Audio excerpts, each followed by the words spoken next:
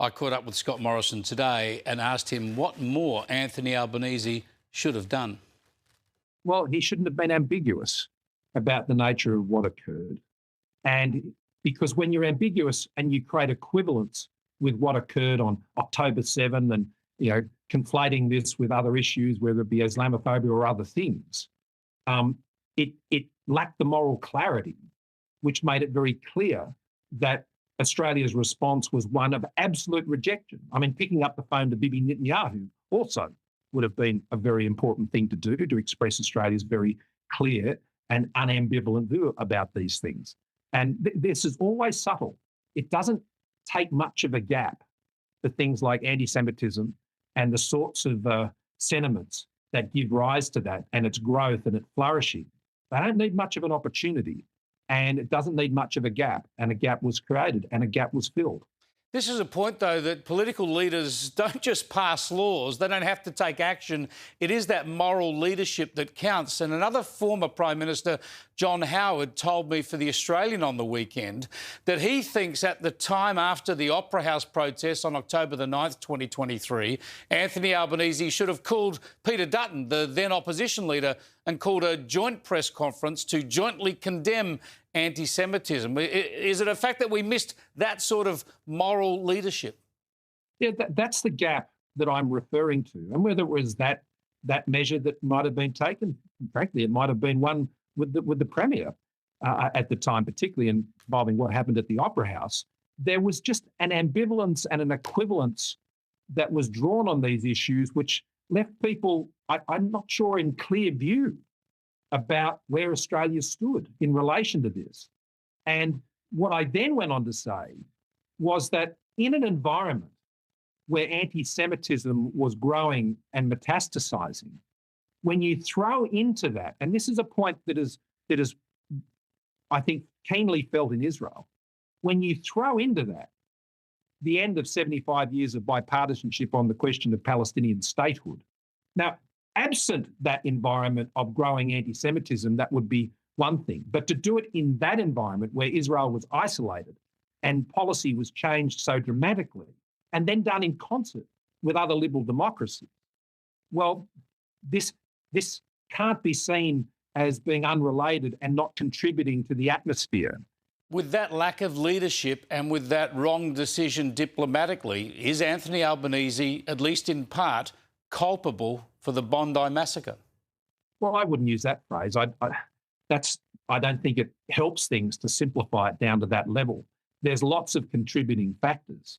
And a contributing factor clearly was how the anti-Semitism that was on display post-October 7 was allowed to germinate, grow, metastasise, and take a form that ended in the worst possible of scenarios.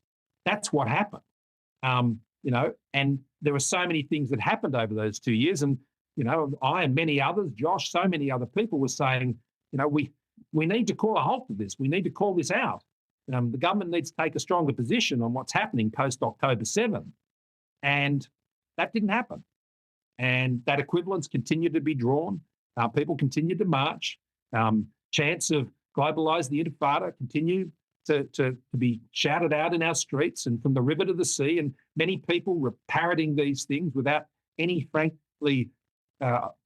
real knowledge or awareness of what these things actually meant, which is basically the eradication of the state of Israel and everybody in it. When I was in Israel, I was shown a map, and this map they took from a classroom in Gaza, and it shows what river to the sea meant. The Speaker of the Parliament showed it to me, and there's no Israel. None at all. They don't exist. Incredibly, these chants and these marches in the streets of Australia are continuing now to this day, on the weekend, after the Bondi massacre. Now, in Israel last week, you gave a very good speech, I thought. We showed excerpts of it on this program, where you made some clear suggestions for how to tackle Islamist extremism in our country, drawing lessons from the way it's tackled in Muslim countries. As I said, I think it was a great idea. It made a lot of sense. But have a look at how Labor's Minister Anne Ali responded to this. I think it's incredibly irresponsible And I also think it's incredibly disappointing because it draws on historical stereotypes and a historical trope that continually puts the blame and responsibility and the burden on Muslim communities whenever there is any form of a terrorist attack. Scott Morrison, your response to Anne Ali? Well, it's predictable, and it follows the pattern of not wanting to confront this issue and setting up a sort of a straw man argument for things that, frankly, I never said. Well, what can we do? Now, in Australia, we believe in freedom of religion. And in Australia, religions, faiths, they need to take responsibility for what's going on inside their own faiths. Now, in many Muslim countries, particularly in the Gulf, they have quite strong rules about what imams can say on the week. They have to have sermons approved. They hire and fire clerics. I'm not proposing any of that. What I'm saying is in a liberal democracy like Australia, or France that matter, or the UK or Canada or New Zealand, then faiths themselves have to be self-policing. They have to be self-regulating. They've got to have good standards. They've got to have a plan for dealing with radicalisation within their own ranks. Why? Because the people in those faiths deserve that protection. I'm appealing to Islamic leaders, in the religious leaders, to be taking the role of ensuring and safeguarding within their own faith that they are meeting the same standards of accountability and governance that applies to all other faith communities in Australia. Nothing more, nothing less. That's all I've suggested. But the response to that has been to recharacterise it, say that I'm blaming the Islamic community for what's happening on December 14. No, I haven't. And no, I don't. But I do ask religious leaders in the Islamic community to take this issue seriously. I know many of them seek to, but I think they need greater tools to help them achieve that. And I think there are many in the community who would benefit by stronger rules overseen by their own religious leaders who can actually make sure that there is some accountability for preaching, for teaching, that things are in English, that there are standards, there are complaint processes, all of these things. And you know what? If there are deficiencies in my own faith community, in my own faith institution, well, it should apply to us too. No special deals, just everybody doing the right thing in a free democracy to protect our country and the security of our country and to ensure we all abide by the law. Yeah, it's a great contribution. It's an important debate, one of the most important debates in the country, and it's tragic that your contribution is shouted down as Islamophobic by the Imams Council and Anne Ali, because as a country we need to get on top of this stuff. Look, there is increased security at Jewish schools in Australia today, armed guards, of course, at synagogues, schools, childcare centres. We've become used to this in this country. It's tragic. It's a dark stain on our nation. I've shown my viewers earlier tonight that there are bollards now outside synagogues so that they're presumably so cars can't be rammed onto footpaths as Jewish people attend their synagogues. Does this all point to the fact that we can expect more terror attacks in this country? Well, of course, I hope not, and I pray that's not the case. But, you know, unless we can deal with the increase that we've seen in anti-Semitism since October 7. Now, anti-Semitism has been around for centuries. That is true. But there is a clear demarcation line when you look at the figures from October 7. After October 7, five-fold increase on the 10 years average before that. In fact, there were more incidents that were recorded by the Executive Council of Australian Jewry in those 2 years alone than there was in the previous 11. So, you know, they're just the facts. And that requires us to, if not now, when? Now, I don't want there to be any sense of blame against the Islamic community at all.